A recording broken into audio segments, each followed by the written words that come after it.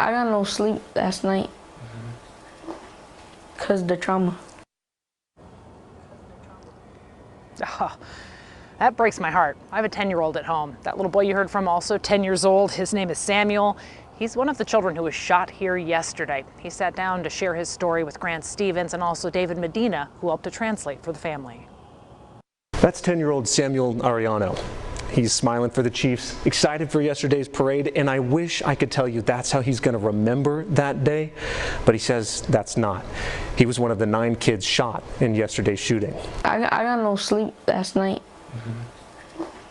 because the trauma. The wound is still fresh on Samuel Arellano's body and his mind. It could have been inches from my whole future.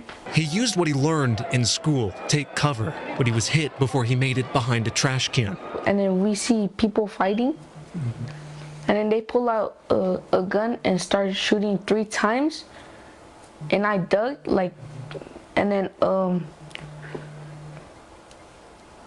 one of them hit me, felt like getting stabbed. He says he was trampled in the chaos and that there was such a rush to get out and get home. His family didn't realize he'd actually been shot, not just hit or stepped on. I'll translate for his mom, Abigail, who said when they got to the house, that's when they found the bullet wounds in his rib. My mom was crying. My dad rushed to call 911.